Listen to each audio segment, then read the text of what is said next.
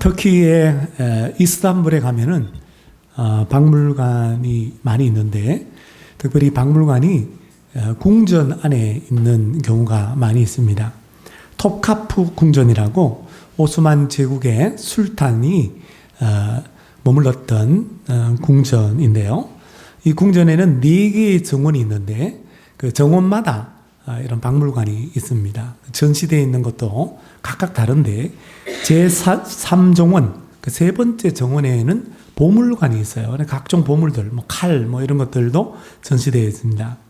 거기에 보면 눈물방울 모양으로 한 86캐럿의 다이아몬드가 있습니다. 사진을 한번 보시면 멀리서 보면 저렇게 유리관 안에 다이아몬드를 이렇게 전시하고 있는데 그 다이아몬드를 좀 자세히 한번 보시면 그 다음 사진을 보면 중앙에 눈물방울 모양으로 어마어마한 이런 다이아몬드가 박혀 있습니다.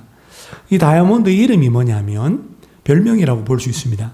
스푼 다이아몬드입니다. 우리말로 번역하면 숟가락 다이아몬드라는 거예요. 숟가락 모양처럼 생기지 않고 눈물 모양으로 생겼는데도 숟가락 다이아몬드, 스푼 다이아몬드라고 그렇게 별명이 붙게 된 사연이 이렇습니다. 어떤 어부가 이 다이아몬드 원석을 맨 먼저 발견을 했는데 이게 돌인지 이게 보석인지 분간을 못하니까 그냥 이걸 가지고 보석상에게 숟가락 몇 개랑 바꿔버렸습니다. 숟가락을 바꿔 팔아버렸어요. 그래서 유래된 다이아몬드 이름이 뭐라고요? 숟가락 다이아몬드라는 거예요.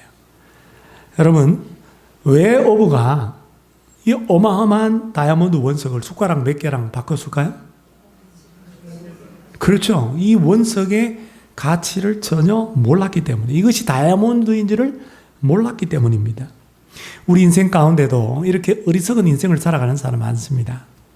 뭐가 가치 있는지, 인생에서 뭐가 소중한지 그거를 잃어버리고 그냥 무가치한 것만 쫓아서 사는 거예요. 그리고 무가치한 것을 가치 있는 것과 뒤바꾸는 그런 어리석은 거래를 하는 어리석은 인생들이 참으로 많이 있다라고 하는 것입니다. 여러분, 우리 인생에 가장 가치 있는 것이 뭘까요? 가장 소중한 것이 뭘까요? 다이아몬드입니까? 돈입니까? 아니면 가족입니까? 여러분, 우리 예수님의 말씀을 잘 들어보십시오. 마가복음 8장 36절에 사람이 만일 천하를 얻고도 자기 목숨을 잃으면 무엇이 유익하리요? 사람이 무엇을 주고 자기 목숨과 바꾸겠느냐? 온천하 자기 목숨, 무엇 자기 목숨. 여기 목숨은 영어 성경에 보면 soul이라고 되어 있어요. 영혼이라고 되어 있어요. 여기서 우리가 천하보다도 귀한 영혼이라는 말이 나왔습니다. 천하보다도 귀한 것, 가장 가치 있는 것, 그 무엇과도 바꿀 수 없는 소중한 것이 뭐라고요? 자기 목숨이다. 자기 영혼이다 라고 하는 것입니다. 우리 한 사람 한 사람이 그러므로 천하보다도 여러분 귀한 가치 있는 존재인 줄로 믿습니다. 우리 옆 사람 보세요. 옆 사람 바라보고 당신은 천하보다 귀한 존재이십니다. 당신은 천하보다도 귀한 존재이십니다. 그렇다면 가치 있는 삶, 이 세상에서 가치 있는 인생, 가장 가치 있는 인생이 뭘까요? 그것은 바로 한 사람의 영혼을 구원하는 삶입니다. 가장 가치 있는 게 영혼이니까 그 가장 가치 있는 영혼을 살리는 삶이 가장 가치 있는 삶이라는 것이죠. 그래서 무디 성경학교 전 학장이었던 조지 스위팅 목사님이 이런 말을 했습니다. 100년을 사는 동안 단 한 명의 영혼을 목숨을 주님께로 인도하고 그 밖에 아무 일도 하지 못하였을지라도 나의 삶은 무한한 가치 있는 삶을 살았다고 할 것입니다. 여러분, 왜 우리가 복음을 전하지 못할까요? 곰곰이 조지 스위팅 박사의 이 말을 생각해 보니까 한 영혼의 가치를 모르기 때문이다. 한 영혼을 구원하는 삶의 무한한 가치를 우리가 알지 못하기 때문이라는 것이죠. 오늘 말씀에 보면 4명의 나병 환자들이 나오는데 구원의 소식, 아름다운 소식을 그 백성에게 전하여서 참으로 백성을 구원하는 삶을 살았다라는 거예요. 세상적으로 인간적으로 보면 나병 환자라고 하는 것은 정말 무가치한 사람인 것입니다. 죄인 취급받는, 더러운 사람 취급받는, 이 세상에서 쓸모없는, 정말 가치없는 사람들이었지만 이들이 그의 백성을 구원하는 삶, 백성의 목숨을 살리는 가치 있는 삶을 산 사람들이었다라는 거예요. 하나님께서는 가장 가치 없는 이 사람들을 통해서 가치 있는 삶을 살도록 하십니다. 나병 환자를 선택해서 선민 백성을 구원하는 삶을 살도록 하셨다라는 거예요. 사랑하는 여러분, 오늘 하나님께서는 이 나병 환자들의 삶을 통해서 오늘 저와 여러분에게 복음을 전하는 것이 무엇인가, 이 복음에 전하는 것에 대해서 교훈하고 계세요. 오늘 귀한 말씀, 주님의 교훈을 우리가 받아서 한 영혼을 주님께로 인도하는 무한 가치 있는 삶을 사랑하는 저와 여러분들이 되시기를 주님의 이름으로 축복합니다. 하나님께서 나병 환자들을 통해서, 나병 환자들의 삶을 통해서 오늘 우리에게 주시는 전도에 관한 교훈이 뭘까요? 첫째로, 복음을 전하기 어려운 처지에 있기에 전할 수 없다고 핑계해서는 안 된다입니다. 나병 환자들은 율법적으로 보면 제의적 부정 환자로 그렇게 간주됩니다. 제사를 참여할 수 없는 사람, 왜? 부정한 사람, 도로운 사람이기 때문입니다. 그래서 레위기의 13장에 보면 그가, 나병 환자가 부정한적 혼자 살되 진영 밖에서 살지니라. 민수기 5장 율법에도 보면 하나님 모세에게 명하시기를 모든 나병 환자는 다 진영 밖으로 내보내라. 하나님께서 그렇게 명령하고 계십니다. 그러므로 오늘 나병 환자들, 이 네 사람은 성 바깥으로 쫓겨나서 살고 있었어요. 많은 사람들은 성 안에서 살았지만 이 사람들은 성의 보호를 받지 못하고 사람들과 고립되어서 사람들과 관계가 단절된 채 따로 성 바깥에서 그렇게 살았습니다. 그들은 사람들로부터 외면을 당했고 버림을 받았습니다. 때로는 조롱을 당했고 성을 드나드는 사람들에게 손가락질을 받고 침뱉음을 당했습니다. 왜냐하면 그들은 율법적으로 더러운 자, 부정한 자, 죄인으로 취급되었기 때문입니다. 그래서 나병 환자들은 성 바깥에서 어떻게 살았을까요? 성 안에 그래도 가족들이 있을 거 아니에요. 성 안에 친척들이 있을 거 아니에요. 이런 친척들과 가족들이 이렇게 갖다 놓는, 성 밖에 갖다 놓는, 남겨둔 그 음식을 먹고 살거나 아니면 성문 입구에서 드나드는 사람들에게 구걸하면서 음식을 얻어먹고 살아가는 비참한 처지에 있었던 것입니다. 오늘 본문 3절 말씀해 보니까 3절 읽지는 않지만 앞에 3절에 보니까 전쟁과 기근 가운데 이 나병 환자 네 사람이 어디에 앉아 있어요?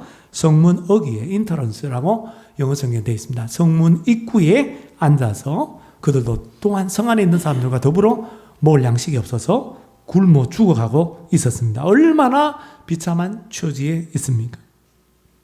나병 환자들은 성문 어귀에 앉아서 그들이 서로 의견을 나눕니다.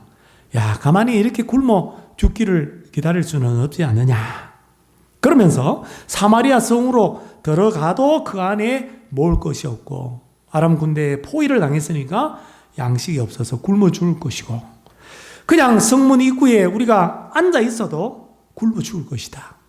그러니 차라리 이래도 죽고 저래도 죽을 바에는 차라리 아람 군대에게 가서 항복하자. 그러면 그 사람들이 살려주면 우리 살고 아니면 죽이면 우리는 죽으리라. 이런 생각으로 아람 진으로 용감하게 갔습니다. 적군에게 갔어요. 그런데 지난 시간에 말씀드린 것처럼 어떤 일이 벌어졌죠? 하나님께서 말바구 소리, 병거 소리, 군대 큰 소리, 환청이 들리게 해서 아람 군대가 헷 족속과 애굽 족속이 이렇게 연합으로 이렇게 쳐들어왔다. 이렇게 생각해서 도망가 버렸습니다. 물건을 다 놓고 도망가 버렸어요. 아람 군대가 음식들도 남겨놓고 음료들도 남겨놓고 장막도 텐트도 남겨두고 그리고 말과 나귀도 남겨두고 텐트 안에는 은과 금과 의복을 남겨두었어요. 그래서 나병 환자들이 이게 웬 떡인가 하면서 그 장막 안에 있는 떡을 막 꺼내서 먹습니다. 음료가 있습니다. 포도주도 마십니다. 음식과 음료들을 마음껏 배불리 먹고 난 다음에 그 굶주린 배를 채우고 난 다음에 텐트 안에 들어가서 온갖 좋은 은과 금과 의복을 다 챙깁니다. 오늘 성경에 보니까 감추었다 그랬어요. 자기들만 아는 곳에 감춘 거예요. 그러니까 어떤 목사님이 그러더라고요. 이게 탈무드에 나오는 보면 이 나병 환자 네 사람은 게하시, 엘리사의 게하시, 그 탐욕의 눈먼 게하시와 그리고 세 아들이라는 거예요. 그러니까 게하시 전공이 뭐냐? 게하시는 몰래 물건 훔쳐서 옆에다가 꼬불쳐 놓는 게. 그러니까 여기서도 이 사람들이 다 이렇게 나병 환자임에도 불구하고 또 꼬불쳐 놨다라는 것입니다. 사실 나병 환자들에게 이 은과 금과 의복이 무슨 소용이 있습니까? 의복만 딱 딱 제끼면 안에 온갖 진물이 있는 그런 문둥병인데, 딱지가 더덕 붙어 있는 문둥병인데, 그 좋은 의복이 무슨 소용이 있어요? 은과 금이 무슨 소용이 있습니까?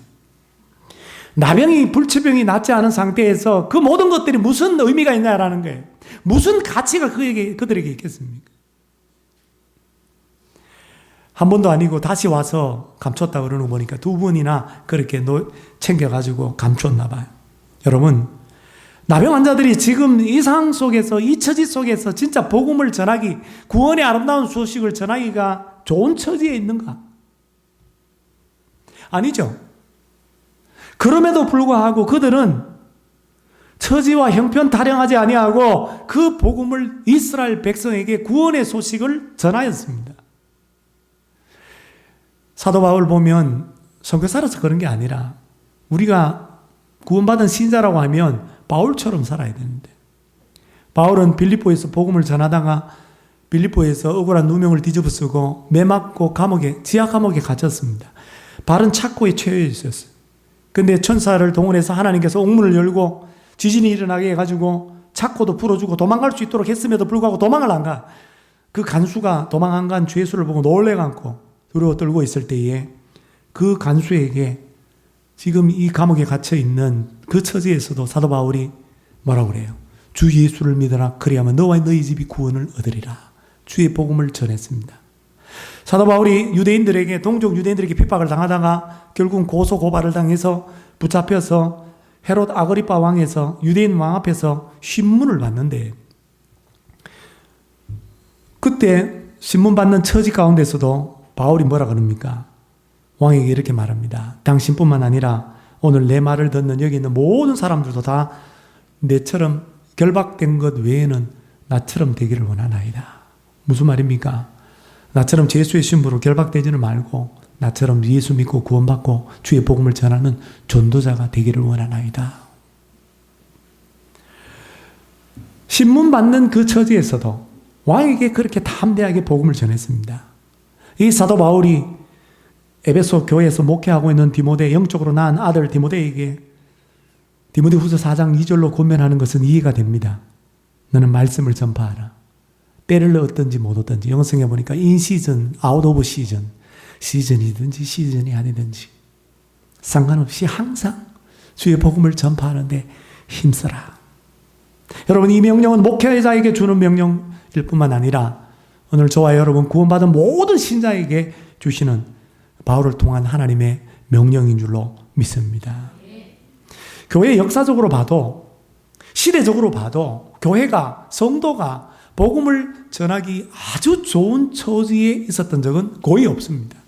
물론 주님께서 전도할 문을 열어주시고 선교의 문을 열어주시고 복음을 전할 수 있는 기회의 문을 그때마다 열어주셔서 선교사들이 또 성도들이 복음을 전하기는 했지만은, 그러나 대부분 시간을 보면 역사적으로 복음을 전하기 녹록지 않은 처지에 교회가 있었고 성도들이 살고 있었습니다.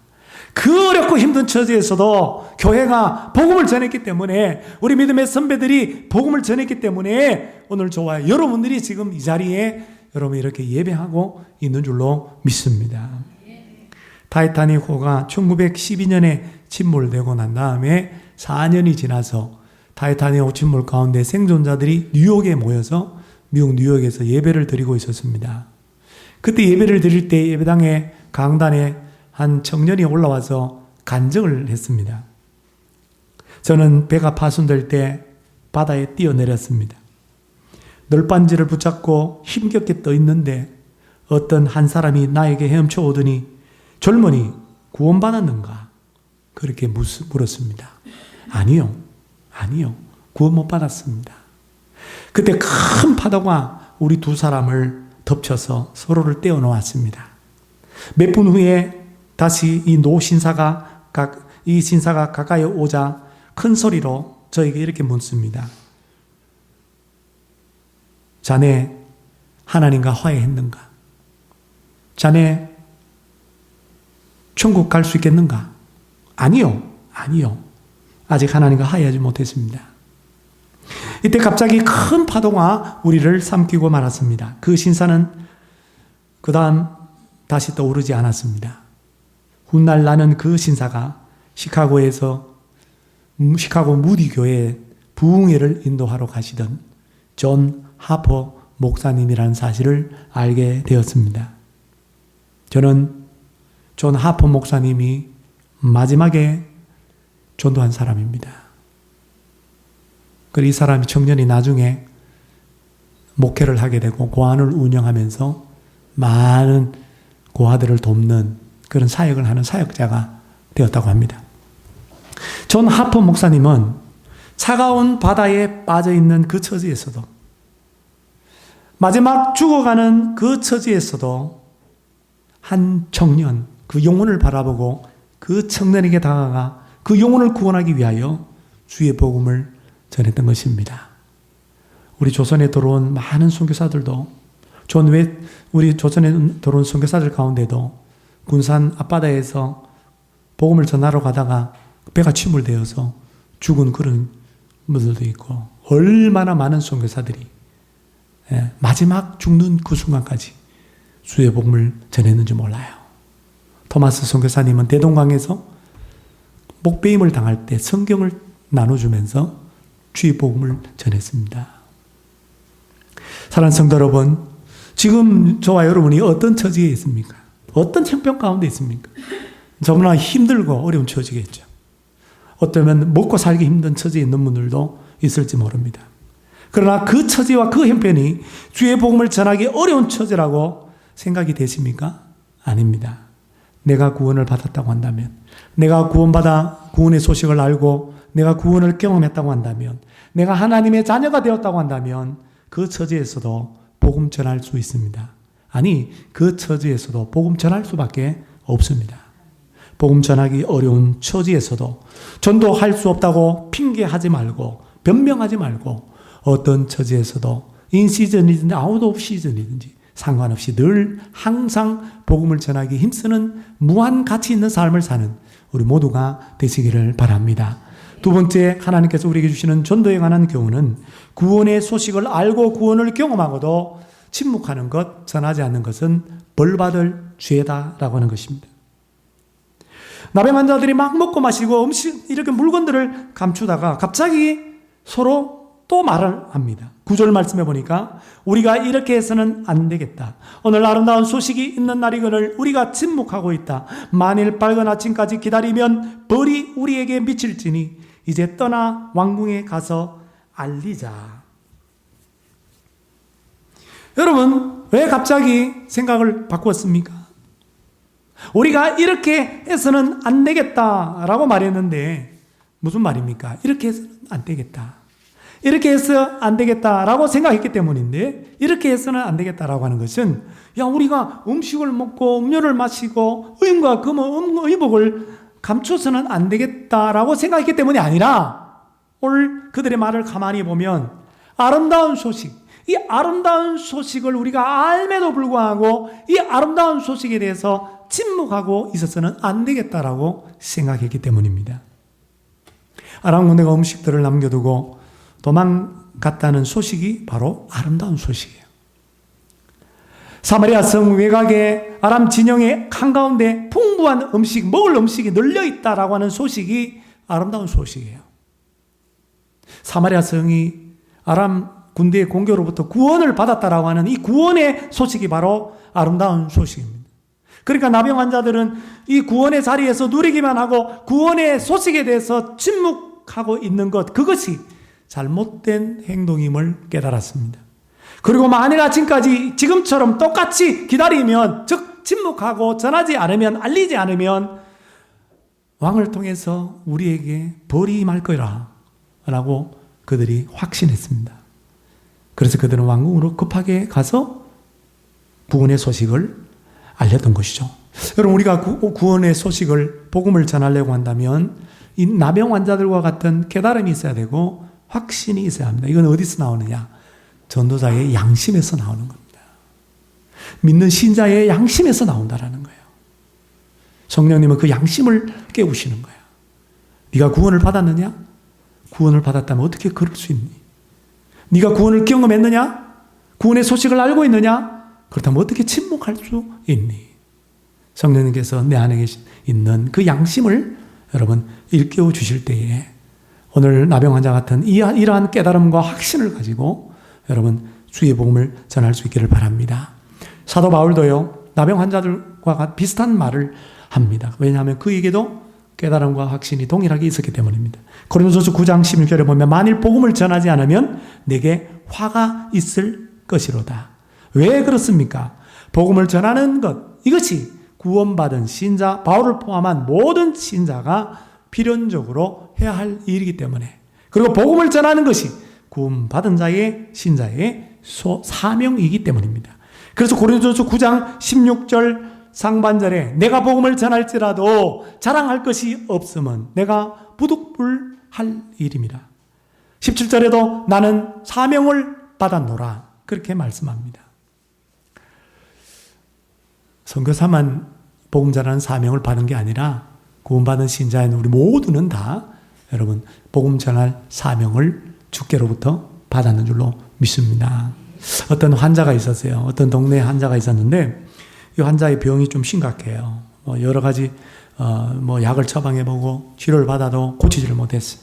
근데 용한 의사가 있다라는 소문을 들었어요. 그래서 그 의사를 찾아가서 치료 방법대로 그렇게 했더니 놀랍게도 치료를 받았습니다.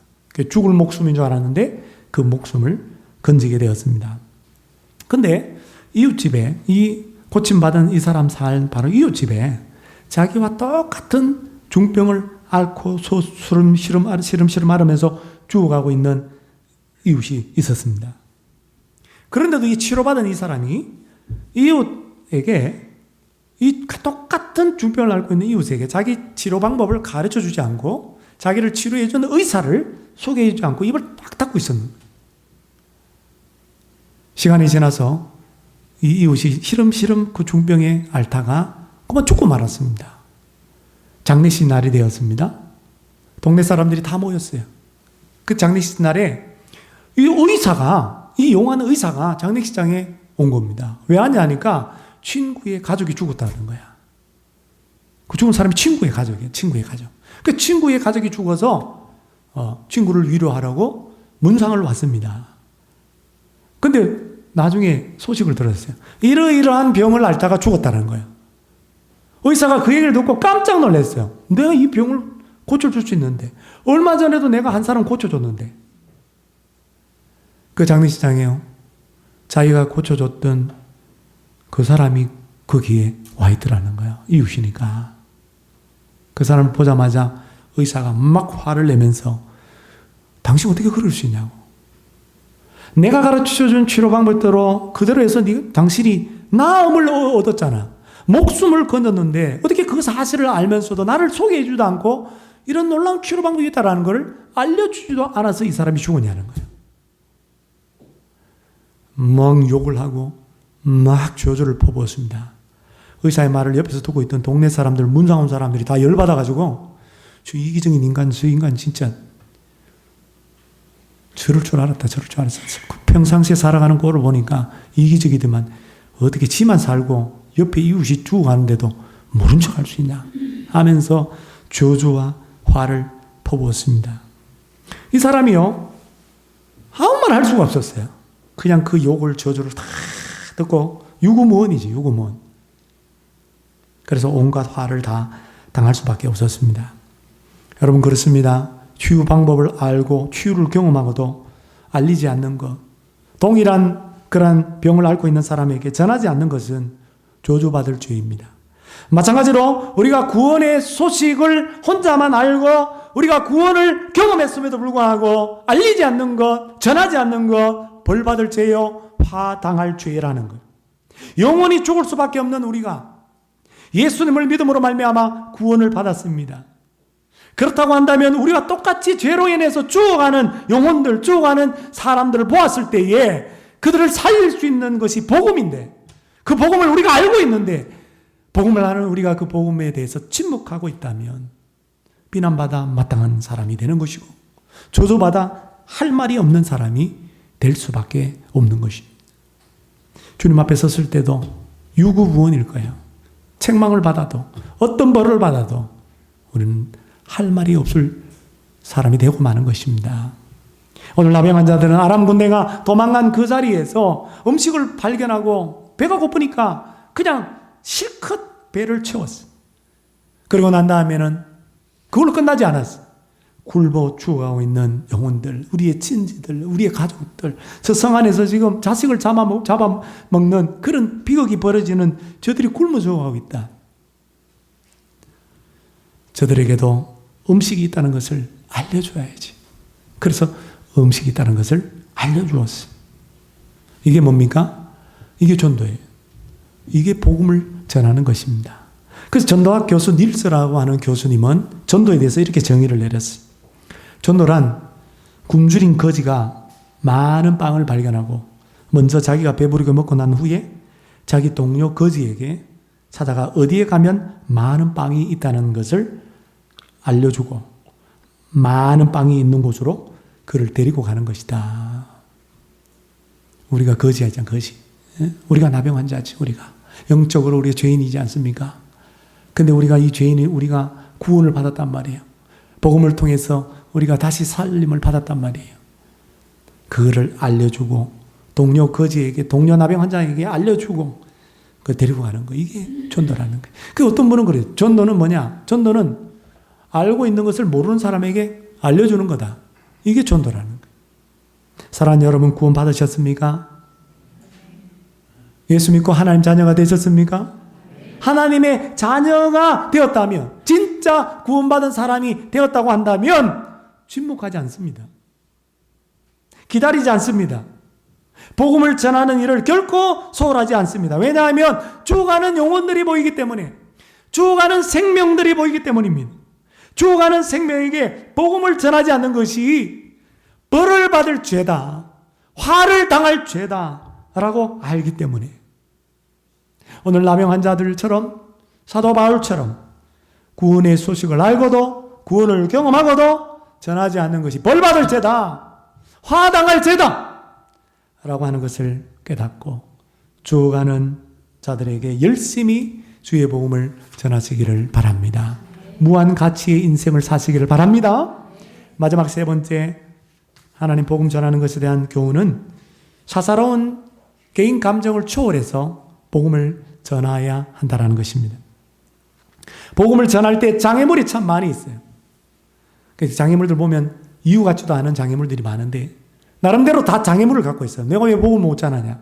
그런데 그 장애물 가운데 또 하나가 있는데 그게 바로 자기 감정이에요. 자기 감정. 그러니까 내가 감정이 안 좋으면 그 사람에게는 복음을 전하기 싫은 거야.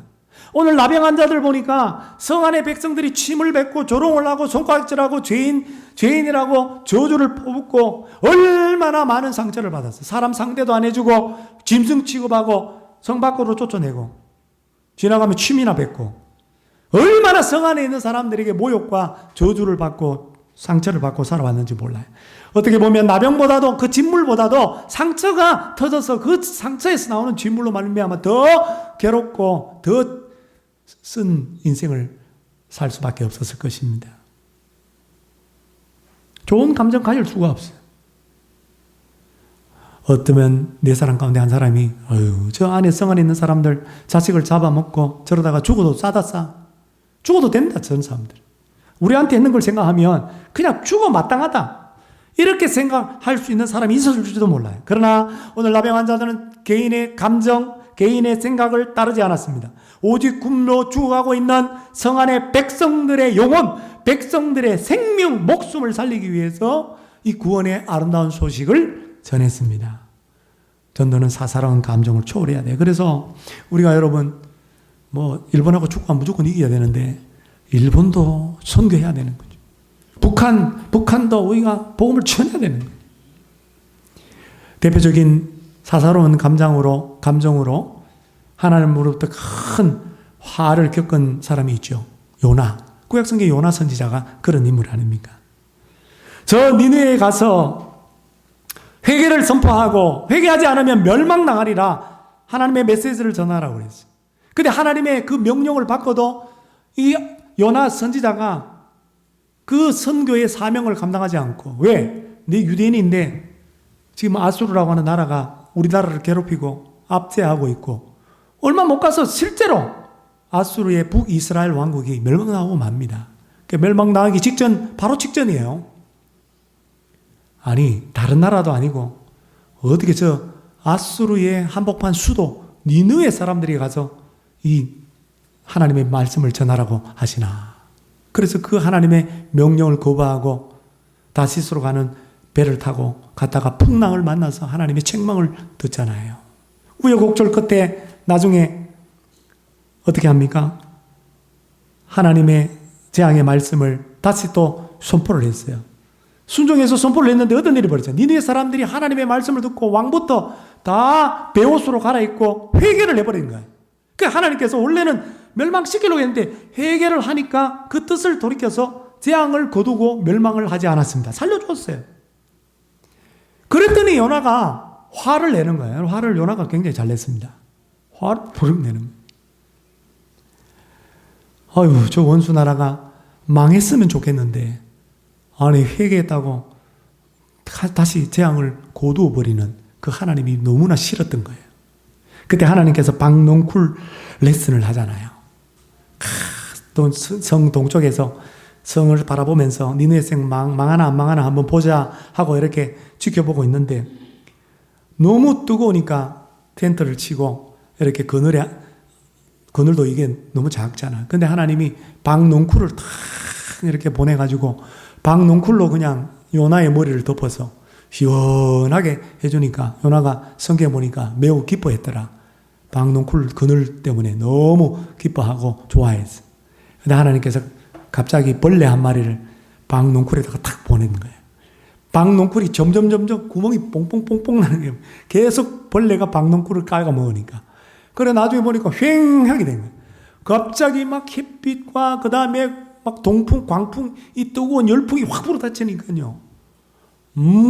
요나가 또 하나님 앞에 버럭 화를 내는 거예요. 그때 하나님께서 요나에게 하신 말씀이 뭐예요? 야, 너는 그 뜨거운 햇빛 아래 박농쿨을 그렇게 아꼈냐? 박농쿨을 그렇게 아꼈냐?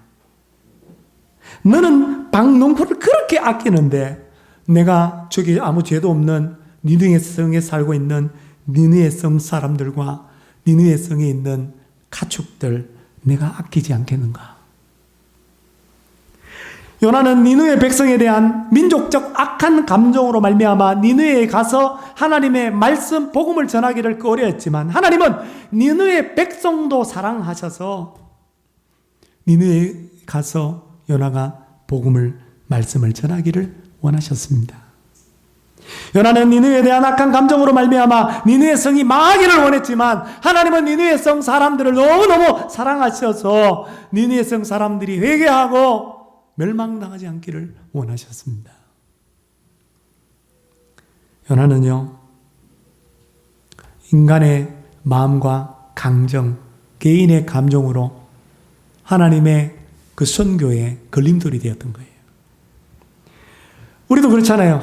저 인간 미워 죽겠는데 내한테 한 걸 생각하면은 그냥 쫄딱 망했으면 좋겠고, 그냥 그 병으로 그냥 죽었으면 좋겠고, 여기서 제대로 벌을 안 받으면 지옥이라도 갔으면 좋겠는데 그 인간에게 복음을 전하고 싶은 마음은 추워도 없습니다. 우리의 마음, 우리의 감정. 그러나 복음을 전하기 위해서는 우리의 마음, 우리의 감정보다는 하나님의 마음과 하나님의 감정에 초점을 두어야 합니다. 하나님의 마음과 하나님의 감정을 품어야 되는 거예요. 하나님의 마음과 하나님의 감정이 뭡니까? 악인이 회개하는 것입니다. 그래서 에스겔서 33장 11절에 보면 나는 악인이 죽는 것을 기뻐하지 않고 악인이 그 길에서 돌이켜 그 악한 길에 죽음의 길에서 돌이켜 떠나 사는 것을 어떻게 한다고요? 기뻐하노라. 신약성경 누가복음 15장 10절에도 이와 같이 죄인 한 사람이 회개하면 하나님의 천사들 앞에 기쁨이 되느니라 말씀합니다. 또한 복음을 전하기 위해서는 그 사람에 대한 우리의 마음과 감정보다는 그냥 그저 그 한 영혼, 소두에 말씀드렸던 그 한 영혼의 가치, 그 한 생명, 그 목숨의 가치를 우리 주님처럼 중시해야 된다는 거예요. 사랑하는 여러분, 내가 복음을 전하기 싫은 사람들이 있습니까? 우리 예수 사랑 큰 잔치 또 가을에 할 텐데 또 전도 대상자를 우리가 작정할 때에 저 인간은 꼴도 보기 싫어. 저 인간을 전도해가지고 우리 교회에 같이 다니는 것은 그거는 나는 상상도 하기 싫어. 혹시 그런 분 있습니까? 내 감정, 내 마음을 십자가에 못 박아야 합니다. 그가 회개하기를 기뻐하시는 하나님의 감정, 그가 구원받고 생명 얻기를 원하시는 하나님의 마음, 그 마음을 품으시기를 바랍니다. 품을 수 없으면 품게 해달라고 하나님 앞에 십자가 바라보고 여러분 기도하시기를 바랍니다. 그래서 오늘 나병 환자들처럼 그에게도 주의 복음을 전하는, 그래서 그를 주께로 인도하는 무한한 가치 있는 인생을 사는 저와 여러분들이 되시기를 주님의 이름으로 축원합니다. 우리 찬양팀 나오셔서 슬픈 마음 있는 자